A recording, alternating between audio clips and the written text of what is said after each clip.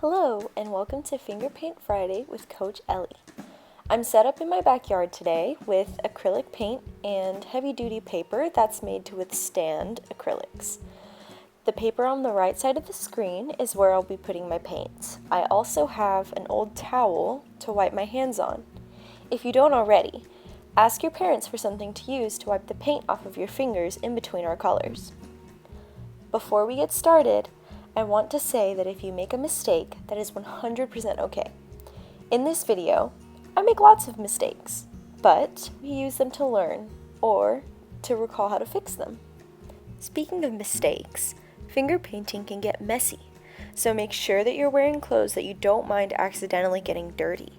Also make sure that you don't touch any furniture or any other things that you don't already have permission to paint on. Let's get started. Today's class is going to be used to prepare for future paintings. I'll be going over artwork basics, like the color wheel and paint mixing. I paint often, but I only have 3 colors of paints. I know that sounds crazy, but this is all I need, and I'll show you how. I only need yellow, red,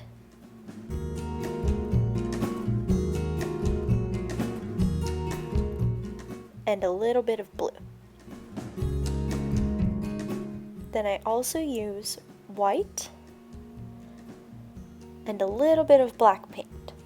Black paint goes really far along, so unless you're drawing black lines, you only need a little bit. Alright, now, yellow, red, and blue are what's called our primary colors. They're the basic 3 colors that can be used and mixed to create all of the other colors you love, even with white and black. Now, I'm going to make a triangle with my primary colors. I'll put a yellow dot on top, just a small one, doesn't need to be big. And then I'm going to do a red dot down and to the left, and a blue dot down and to the right. Now I'm going to wipe off my fingers. And now you can see all of your primary colors together. From here, I'm going to go outside of my triangle. Between the yellow and the red, you're going to put a yellow dot. Then, you're going to put a red dot on top. Once you do that, you're going to mix them together. What color do you get? This makes orange. You can add more yellow or even red to get that perfect orange color that you want.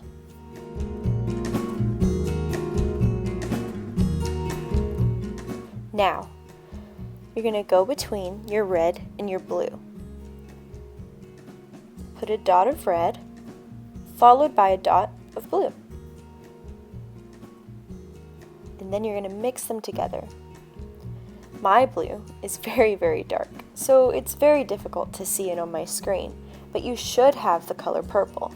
I'm adding a little bit more red to try and make it more obvious, but the blue still makes it very dark and difficult to see. Hopefully you have purple on your page. Now go up between your yellow and blue. Make a blue dot, only a small one for me because my blue is very dark, and then a dot of yellow. Mix them up. This is how you make green. The very dark color of my purple is bothering me, so I'm going to lighten it. You make your colors lighter by adding in a little bit of white. It doesn't have to be a lot, but just enough. As you can see, I put my little white dot down, and now I'm going to swirl it up. See how it makes the color lighter? And now I see what my purple looks like, so I'm going to add a little bit more red and adjust it. And this is why it's nice to mix your own paints, because then you can find the perfect shade of the color to complete your little color wheel. Orange, purple, and green are your secondary colors. They're what you get when you mix equal amounts of each color. If you mix yellow and red, you will always get orange. If you mix red and blue, you will always get purple. And if you mix blue and yellow, you will always get green.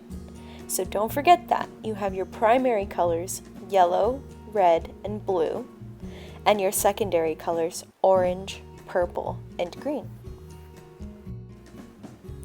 Okay, now you're going to take some red. Oops, sorry, it's orange. Alright, you're going to put some red in between your red and orange. This time, I want you to add only a little bit of yellow, less than before. There you go. Now mix it. See, it changes the red's color only a little bit, but enough for you to see a difference. So now we're going to do that on the other side of the orange, right? We're going to do mostly yellow with only a teensy bit of red. And then we're going to see that it's a very, very light orange, right? Because it's mostly yellow. So now we're going to do this down here with the red and the blue. More red than blue on this bottom part. I'm going to put only a tiny, itty bitty bit of the blue. But it still is too dark. Makes it way darker than it should be. So I'm going to add a lot more red. There we go. That'll fix it. So now we have this darker red, right? And now we're going to go to the other side and we're going to do blue. And then we're going to add only a little bit of red. It just slightly changes its color. Now we're going to go up to where our green is. We're going to do a lot of yellow. And then again, this tiny little bit of blue for me, because mine is so dark. There we go. And see, that makes more of a yellowy light green, like a lime. And now we're going to go down to the bottom. We're going to do mostly blue with only a little bit of yellow.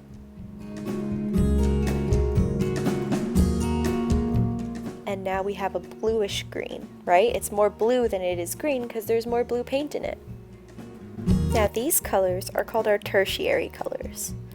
Tertiary colors are all of the colors you can get by mixing different amounts of your primary and secondary colors together. Pretty cool, right?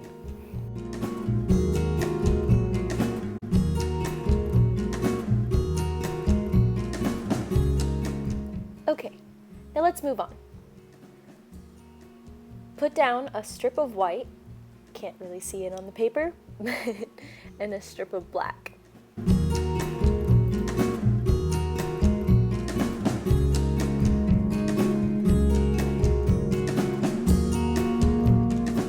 Now put down 3 stripes of your primary colors. These colors are yellow,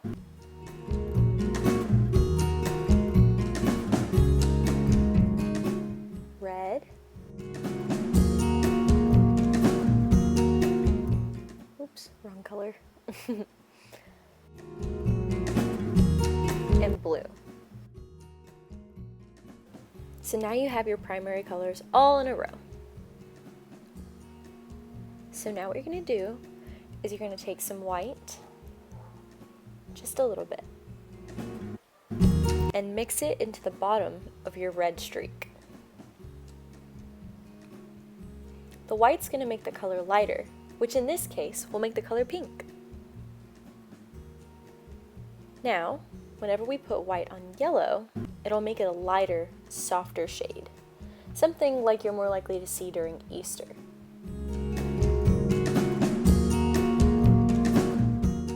And putting white on blue does pretty much the same thing.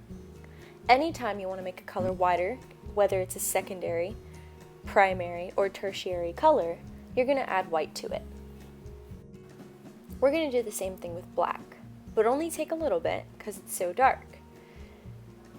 You're going to do it on your yellow, and then you're going to do it on your red, just at the top. That way you can still see what the real color or original color looks like in the middle. You're going to do it to your blue.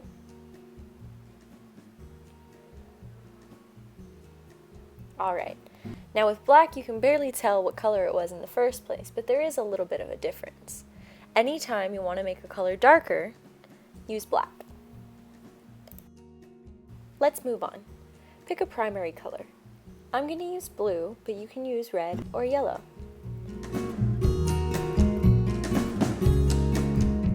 Make a swirly splotch. I'm doing mine going in a row down, just so we can get a good idea of what the color looks like while we finger paint.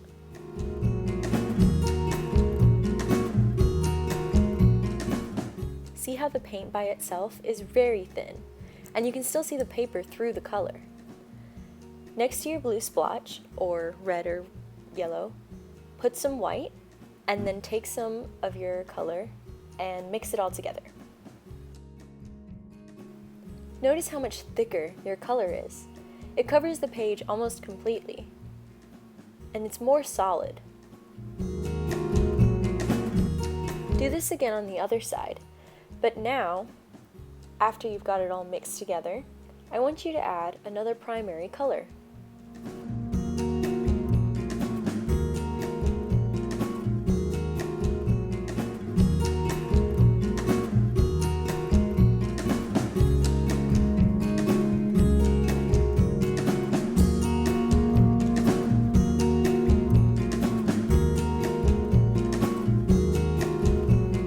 For my colors, I'm choosing red, but only a little bit. That way, it can be a little bit of a warmer blue. What do I mean by that? We'll talk about that next. Notice too how adding another color to your paint will make it thicker. So while our one on the left, out of our three, is really, it's not as thin as the one in the middle, but it's still kind of thin. The more paint you're adding to mix into your last one, the thicker it becomes, and the more of the page you can cover. Now, if you're ever unsure about what colors you want to use to thicken your paint, the best way to make your decision is to decide whether you want to paint with warm or cool colors. If you want warm colors, you're going to pick things that are the color of things like the sun, or the desert, or fire. So yellow, orange, or red will be your best bet.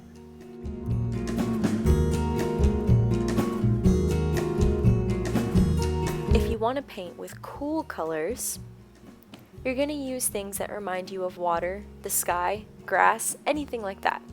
So in this case, that would mean using different shades of blues, purples, or greens.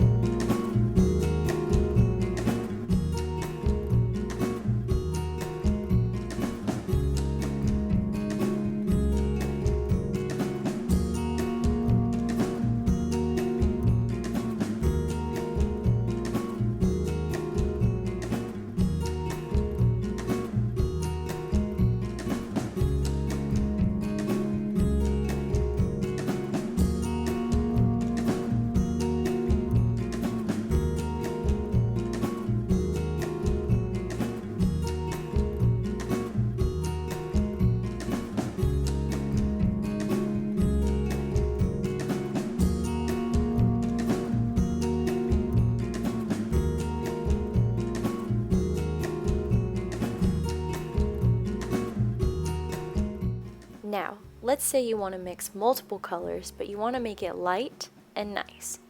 So I'm going to do a strip of white paint.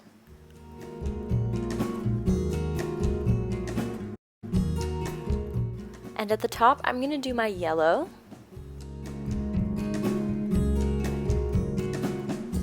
And then in the middle, I'm going to do my red.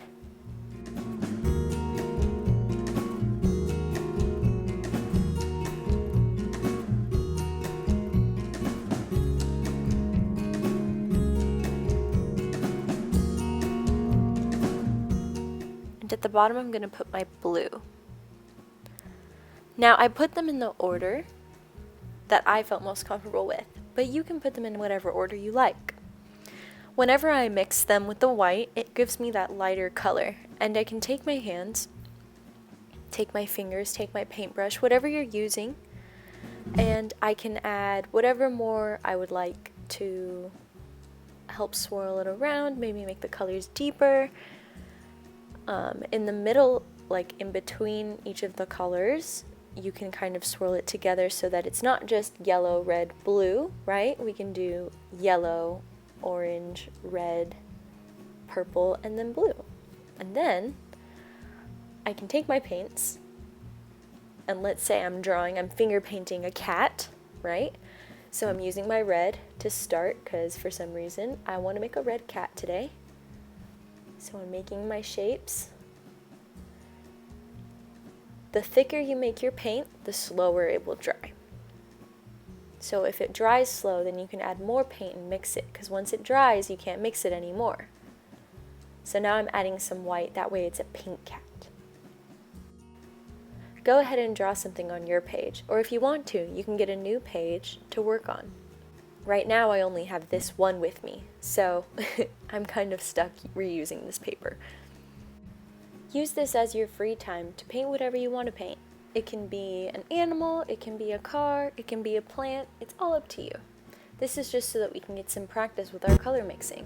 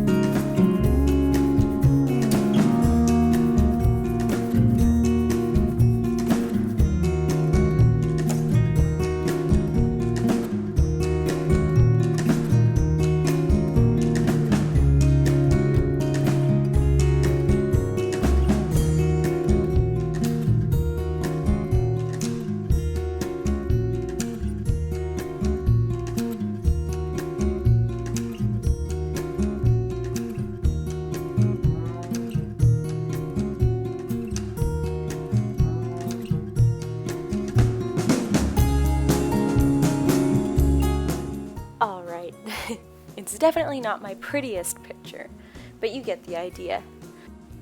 Keep going with your picture. Let me know how it turns out. And keep on practicing with mixing your colors, even if it's just in little splotches like we did earlier.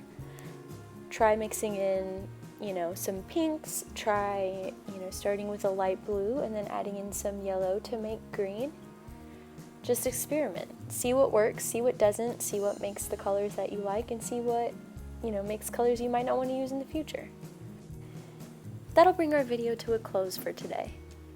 Join me this coming Monday, where I'll be reading poems from Shel Silverstein's Where a Sidewalk Ends, and we will be drawing together.